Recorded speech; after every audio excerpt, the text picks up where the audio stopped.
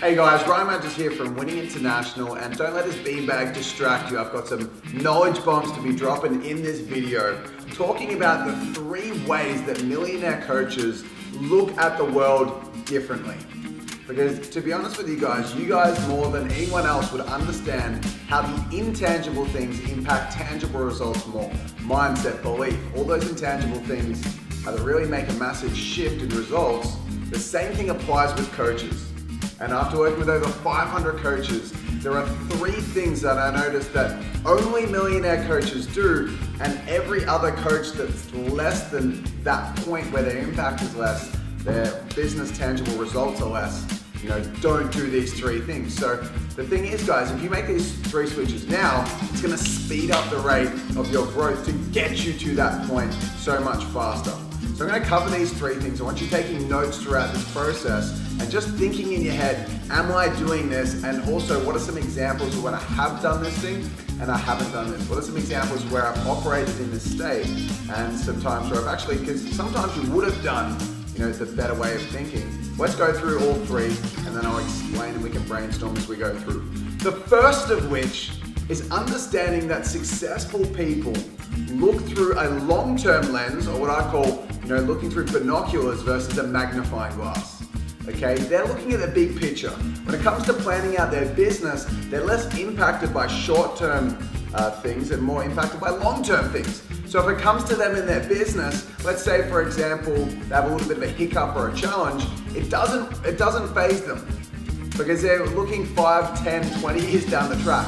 So if a campaign that they launched doesn't go the way that they thought it was, it doesn't matter, it's just one campaign. So it's very, very big picture, and when you're looking through a long-term lens, it makes you make more effective decisions and get things done faster because you're not caught up in the short term. Such an important takeaway, especially when it comes to the on-the-business growth activities, like your marketing campaigns, like your thought leadership strategies. Really makes a massive difference. And it's something that I've got to pull our coaches up time and time again on to make sure they keep looking through that long-term lens.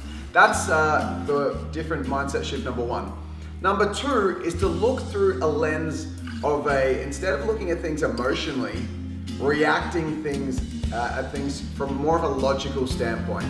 And this comes up in 2 main ways. First and foremost, if people take a challenge and they hit a challenge or a roadblock, if they hit a roadblock or they have to make any sort of shift or change or there's something new that comes up, it's very easy to react emotionally. So let's say, for example, you weren't expecting it, but someone pulled out of your program. Okay? And you're like, holy shit, this is just this massive deal, and oh no, what if this means that in the future my business can't work? And what happens if other people drop out? It's this whole emotional thing. Whereas if you're a successful coach or you're a millionaire coach, you start to look at things from a logical standpoint. So something happens and it's a challenge. It's like, okay, cool. Is it an outlier situation? Should I just forget about it? Awesome, done. Or is this something that I can actually learn from and grow from? Cool. Someone wants to drop out, sweet, I'm going to improve and look at how that didn't go right. Look to improve it and then move on. So look at things through a very logical lens. Same standpoint when you're approaching something new. So let's say, for example, you had to conquer online marketing, set up Facebook ads. It's easy to go, I've got to do this whole big thing. It's going to take days and months, and it's this big, confusing, overwhelming task that I've got to tackle. Or you can just say, cool, I've got to build a membership, I've got to build a website, I've got to do some ads. Where can I learn it from? Cool, here's a tutorial. I'm gonna do it step by step. I'm gonna pause the video, do some action, go back, watch the next part of the video, pause it again, do some more action. I'm just gonna get it done from start to finish. And then as soon as I've got it done, I'm gonna iterate and then move on. Very logical. Whereas emotionally, you can get caught up in fear, overwhelm, and stress, which stops any of that stuff happening. So that's state number 2.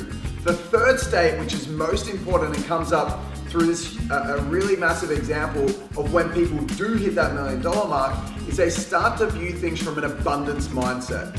So instead of being stuck in scarcity, they don't worry as much if they put money out there. They realize that money is an energy. So it doesn't matter if you've got to put out finances to be able to invest in your business. They don't look at things from being a cost or an expense. They look at everything as being an investment and just put money out there. I'll give you guys some examples of how I used to struggle with this and now I come from more of an abundance mindset. When I first started this business, a I was very tentative with the way that I invested money in marketing. So I put out a little bit of money in ads, and if it didn't work out, I'd be like, oh no, the clicks and the leads are expensive. And now we literally invest between $20,000 and $30,000 a month into ads. And if there's a new ad idea, I'll just say test it, put $1,000 in. Another example is I'm building my ryanmadgers.com website at the moment. I'm investing over $1,000 a week in growing that page to get more followers and stuff. I've got zero intentions of monetizing it right now. I honestly don't care because I know I'm building a long-term asset of something that I will use in the future because I'm building this brand for the rest of my life. So I really don't care. Or if you look at things from new ideas and innovation, if I've got to go out there and do something new to stand out, like earlier last year, we launched this really cool concept where we rented an island in Fiji, where I spent multiple tens of thousands of dollars getting in the media or in over 200 media outlets around the world. There was zero monetization to come off the back of this, just exposure, but I don't care because I know in the long term, it's an energy. You put that money in to get more exposure and build more equity in the brand, and it's going to pay off in the long term, provided that you've got a profitable business model and structure behind that. So they're the three main shifts. Look through binoculars, not a magnifying glass. Start to look through the long-term lens and don't think so short-term. Start to operate more logically and just stay in control of your emotions. Be more mature about situations. Don't get stuck up in those emotions, stress, overwhelm, and fear, and take control over the way that you express yourself. And lastly, make sure you start to operate from an abundance mindset. Don't be so held up with everything having to work. Be willing to invest as opposed to just hold on to money and look at it as costs and expenses. So guys, here's what I want you guys to do right now. I want you to look honestly at those three situations, and I want you to admit which one of those three for you is holding you back the most.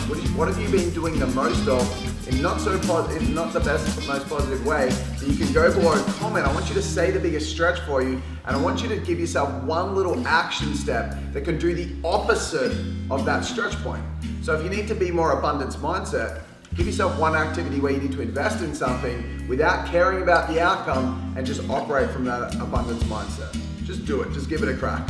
So go below, comment your number one biggest stretch out of those three, give yourself an activity to move past that, and if you feel like this video could benefit from someone that you know, grab the URL at the top, copy it, send them a message or an email, put it out there, or you can just share it straight to your social media. That would mean the world to me. You'll be casting out some positivity out there to the interwebs. That's it for me in this video, guys. Much love, peace out, go below, comment, and I'll see you guys in the next video. Bye, guys.